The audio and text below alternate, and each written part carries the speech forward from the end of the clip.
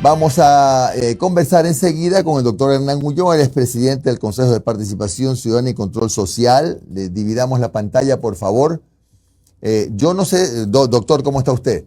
No sé exactamente si decir que ayer pasó una especie de primera prueba el Consejo, porque ya la intención de que los 7 sean enjuiciados, por lo menos en la comisión, no prosperó, porque hubo los votos de UNES, de los socialcristianos y la abstención del gobierno. Ahora ustedes están en su destino, su futuro, está en el espacio de la Asamblea Nacional. ¿Qué opinión tiene usted de lo que ayer deliberó y decidió la comisión? Buenos días, Jimmy. Un saludo al Ecuador a través de su programa. Bueno, yo quiero que esa impresión que existe en legisladores y también en el pueblo ecuatoriano de que las cosas en la Asamblea se resuelven solamente con votos, yo deseo que ese criterio cambie, porque un proceso político es un tema absolutamente serio y sin duda alguna merece que la parte jurídica esté debidamente sustentada, que si existen acusaciones de que hemos incumplido funciones, las pruebas sustentadas en armonía demuestren que así lo ha sido. Sin embargo, yo le puedo decir categóricamente que la defensa de cada uno de los consejeros ha desmontado cada una de las causales o razones que nos tienen con un enjuiciamiento político. ¿Cuál es la preocupación? Más allá de que el informe del día de ayer no pasó con votos afirmativos en la Comisión de Fiscalización, que en el Pleno se mantenga una confusión respecto de la supuesta inhabilidad o impedimento o abrogación en nosotros poder hacer reformas al reglamento y esta impresión errada vaya a afectar en la votación definitiva. Sobre todo, mi preocupación es que se mantenga una línea en tratar de censurar a 4 consejeros y esto de aquí sin duda no deja de preocupar a los compañeros dentro del Consejo de Participación Ciudadana. Claro, usted no sé si ya intuye que seguramente una de las cabezas que puede rodar es la suya. Bueno, lo que estoy indicando básicamente es que mi preocupación es que esto tenga un tinte, a pesar de que es un juicio político, esto no puede dejar de ser materia de un análisis jurídico si efectivamente incumplimos con funciones. Y mi preocupación es que esto sea más allá de votos y no de razones como corresponde. ¿Usted cree, doctor Ulloa, que va a tener, por ejemplo, en el caso suyo personal, el respaldo del bloque de Creo cuando se abstuvieron de votar en la sesión de ayer?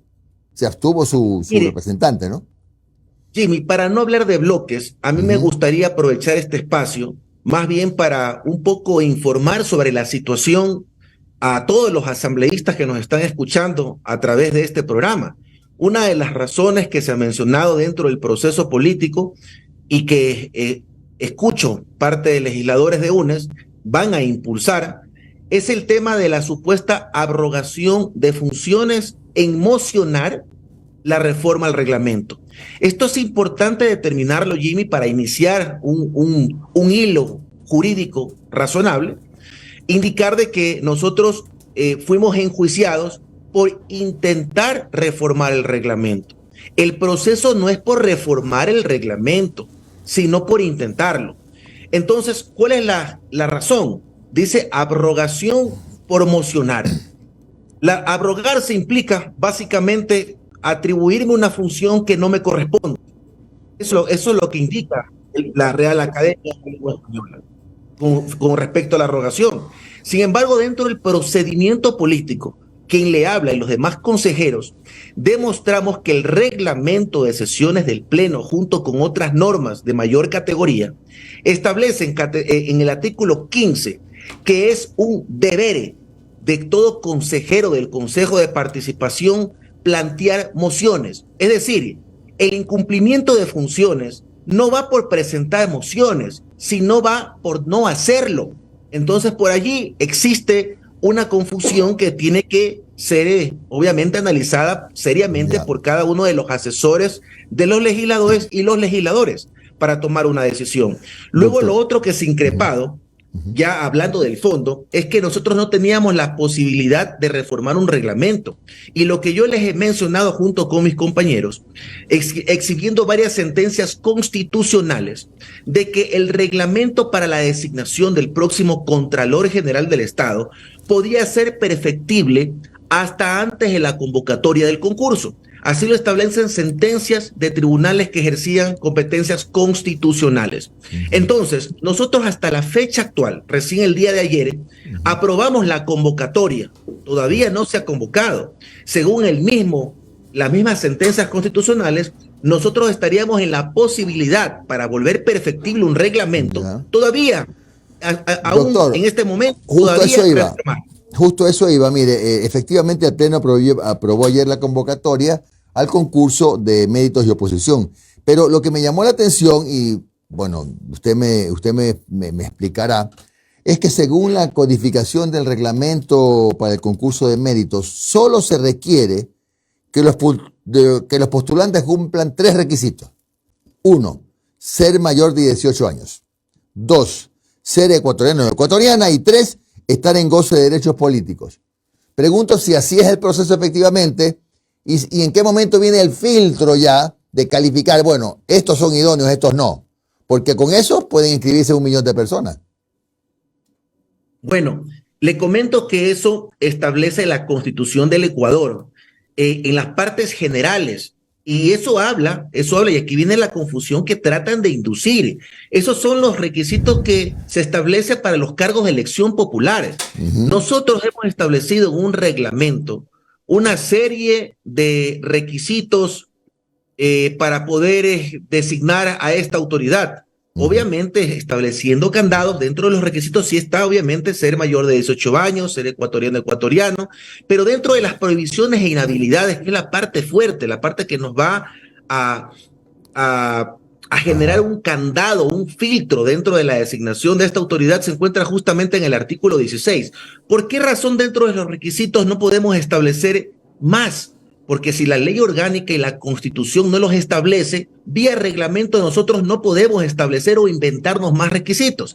Sin embargo, dentro de las prohibiciones, se establecen prohibiciones que se encuentran en la ley orgánica del servicio público, se encuentran también dentro de otras normativas que son afines, obviamente, a la actividad de Contralor General del Estado. Y, por ejemplo, le leo algunos de los que dice el artículo 16, hallar en interdicción judicial, tener sentencia ejecutoriada del Tribunal Contencioso Electoral, condenado por sentencia ejecutoriada con privativa de libertad por delitos de violencia contra la mujer y otras, mientras esta subsista, tenga contratos con el Estado, no haya cumplido medidas de rehabilitación, haya ejercido autoridad ejecutiva en gobiernos de facto, haya sido sancionado por delitos de lesa humanidad, y un sinnúmero de numerales que tendrán que debidamente justificarlos con la declaración juramentada, sin perjuicio de que la Comisión Ciudadana junto con el equipo de apoyo revisen la documentación de forma minuciosa para poder establecer que efectivamente no se incorporen dentro de estas prohibiciones.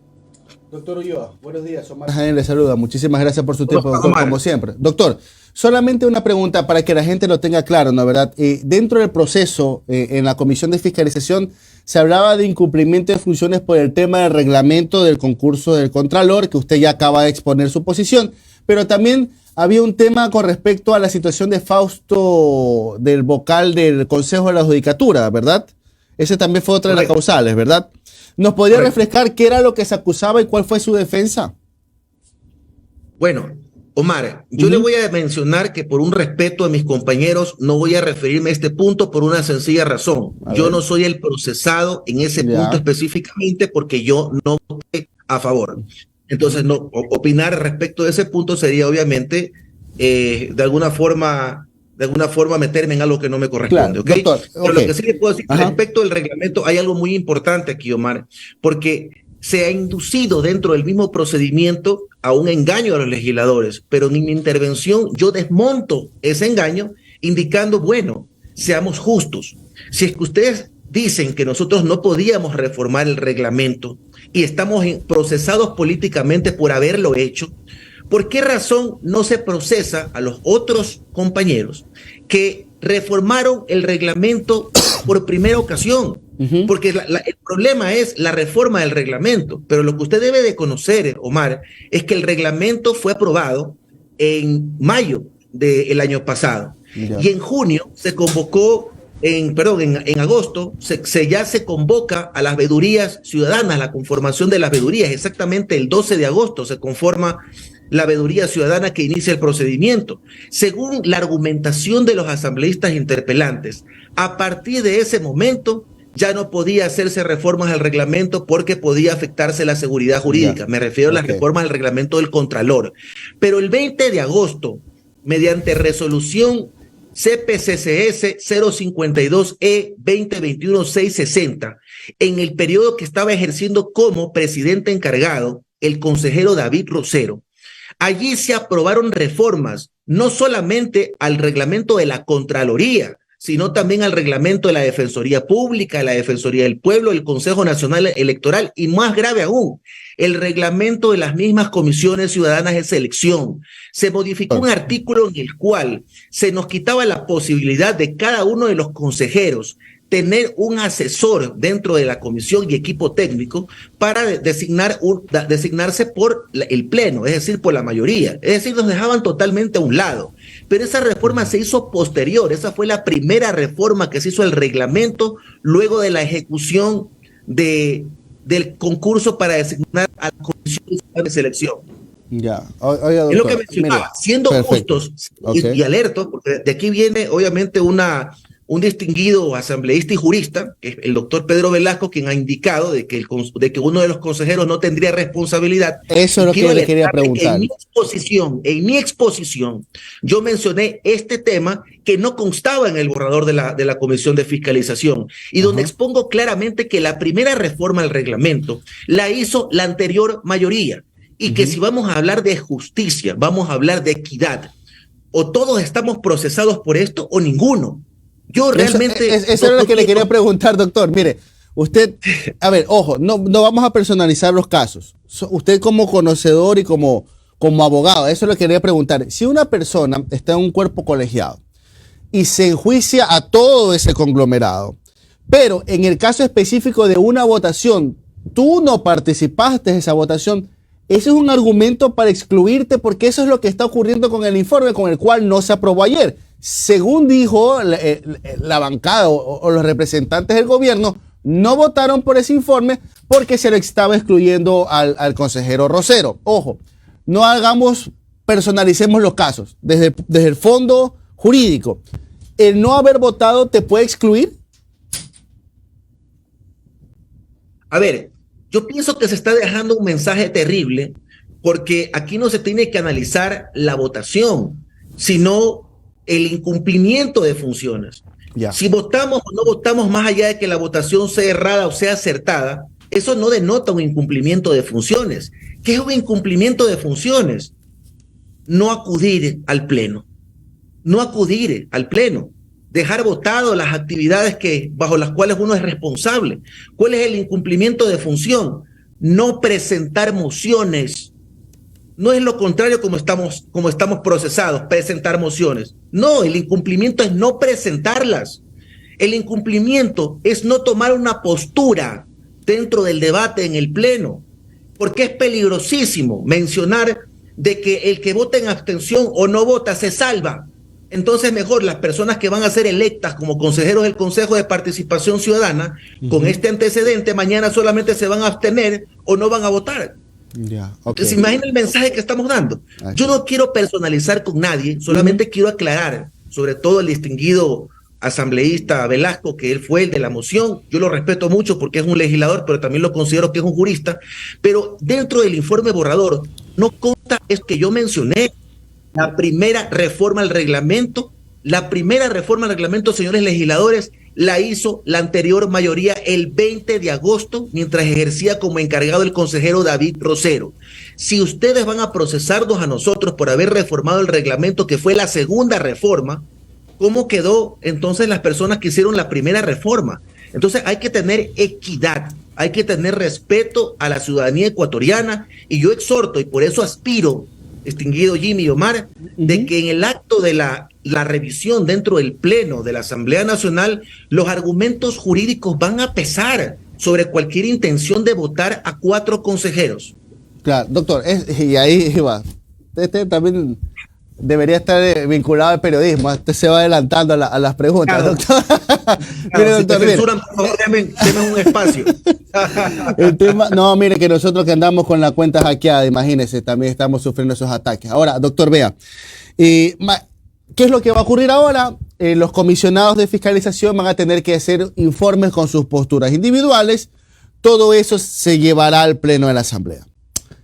¿Qué es lo que se presume que va a pasar? Que va a haber diferentes posturas, es decir, unos van a querer que se vayan los 7, una mayoría que yo, según mis cálculos, está entre 72 y 74 votos, propondrían que solamente se vayan 4, se quedan 3. El tema es que indistintamente lo que ocurra o cómo se muevan las frutas en el Pleno de la Asamblea, yo le pregunto, en el caso de que usted sea destituido, ¿no carta presentar una acción de protección? Mire, hay algo, gracias por su pregunta, es muy interesante. Yo les comento que siempre no suelo adelantarme a los hechos. No me gusta pensar qué puede pasar si me ocurre lo de acá. Hay que esperar que pase primero para poder tomar una decisión. Claro. Yo soy muy optimista de que el poder político en estos momentos que el Ecuador necesita unidad, en estos momentos que tenemos que respaldar la institucionalidad del país, porque nos vemos afectados con una ola de inseguridad que mantiene en zozobra y con miedo al pueblo ecuatoriano. Sería extremadamente irresponsable que por votos se afecte a una institución como el Consejo de Participación Ciudadana, que tiene en proceso de designación ya al Contralor General del Estado, al Consejo Nacional Electoral, al próximo presidente del Consejo de la Judicatura, a los vocales del CNE y también Defensoría Pública, TCE, Defensoría del Pueblo, etcétera. Tenemos un montón de procedimientos. ¿Qué va a pasar luego de que se tome una decisión? Pero lo más importante, Omar, es mi aspiración de que la parte jurídica pese más a cualquier intención de que con votos se remuevan a uno de determinados consejeros. Yo aquí no estoy pidiendo y no he pedido en ninguno de los escenarios a que se censure a un consejero.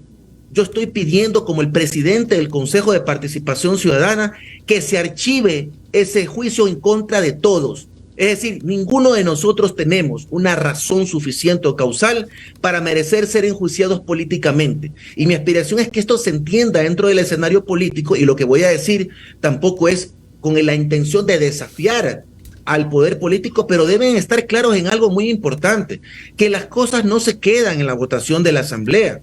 Existen organismos nacionales y supranacionales a los cuales uno puede acudir para hacer una revisión y valoración de las actividades y las motivaciones que pueden llevar a una censura. ¿Qué quiero decir? Que en el fondo esto de aquí no se trata de votos. Esto de aquí se trata de motivar una votación para poder ajustar al incumplimiento a las razones bajo las cuales estamos siendo procesados, con hechos, con pruebas concretas. No se trata simplemente de decir, bueno, hay que votar a 4, vamos a votar porque tenemos los votos. No, eso tiene consecuencias. Por eso exhorto a la responsabilidad del escenario político, que yo confío, existen excelentes legisladores. Quizás existe una confusión de por medio, como la que le digo del distinguido asambleísta Pedro Velasco, que y yo creo que ni siquiera por él, sino porque se omitió en el informe borrador de la Comisión de Fiscalización el hecho mencionado de la primera reforma que hubo el reglamento. Entonces sería injusto totalmente de que por esa razón estemos 4 procesados y no los 7. Doctor, buenos días. Noris Arroyave les saluda. Usted hablaba hace un momento de las designaciones que están en curso. Han existido retraso en algunas. ¿Cómo van esos temas? ¿Cómo van las designaciones que están en cola y que ya son necesarias? Gracias por su pregunta. Nosotros hemos cumplido, créame, con 2 o 3 sesiones semanales desde la posesión como presidente para poder avanzar en los procedimientos de designación de autoridades. El problema radica en la ley orgánica y en los reglamentos que establecen un procedimiento extremadamente difícil, cerrado, un blindaje increíble para poder designar a las comisiones ciudadanas de selección. ¿Qué requisitos deben de cumplir los comisionados ciudadanos de selección? Cumplir los requisitos para ser consejero del Consejo de Participación Ciudadana, pero también cumplir los requisitos para ser la autoridad que se va a designar. Entonces, ¿se imagina usted el perfilazo que deben de cumplir las comisiones ciudadanas de selección? Es increíble. Y eso es lo que ha demorado, porque también con el cambio de autoridades, también las frutas ahí adentro de los delegados de las funciones del Estado se han cambiado, porque esos funcionarios que fueron en su momento designados ya no eran parte de la función, y todo eso ha ocasionado algunos atrasos dentro de la conformación. Finalmente, al día de hoy, le puedo decir con gusto a la ciudadanía ecuatoriana de que el Consejo de Participación Ciudadana ya ha posesionado a 3 comisiones ciudadanas de selección, a la comisión ciudadana que va a designar al próximo defensor público. Esa es una autoridad que estaba atrasada 4 años encargado. Y nosotros en este periodo de 6 meses, porque recuerde que los primeros meses fue una reorganización del Consejo de Participación, ya finalmente cumplimos con la posesión de la Comisión Ciudadana. Doctor, en el tema del Contralor General del Estado, el día de ayer ya se aprobó la convocatoria al concurso. Ya está funcionando esa Comisión Ciudadana de Selección, al igual que la Comisión Ciudadana de Selección para designar al tercio del Consejo Nacional Electoral. Y doctor, en tiempos, ¿cuándo ya los ecuatorianos podremos tener designadas estas autoridades? El proceso lo entiendo, pero la gente se pregunta ya cuándo van a estar. La gente también tiene que entender que nuestra labor culmina hasta la conformación de las comisiones ciudadanas de selección. En este momento los ojos del periodismo, de la ciudadanía, de los servidores públicos tiene que estar enfocado en las actividades de la Comisión Ciudadana de Selección. Si ellos cumplen el cronograma reglamentario, aproximadamente entre 2 meses y medio a 3, si es que no surgen dificultades, podremos tener en línea, digamos, la designación de varias autoridades como Contralor, Defensor Público y el tercio del Consejo Nacional Electoral. Aproximadamente estarán chocándose con las elecciones o en ese contexto. Posiblemente. Muy bien, gracias, doctor Hernán Ulloa, presidente del Consejo de Participación Ciudadana y Control Social. Que tenga usted un buen día, doctor. Muy amable. Gracias, que tengan buen día. Se cuidan.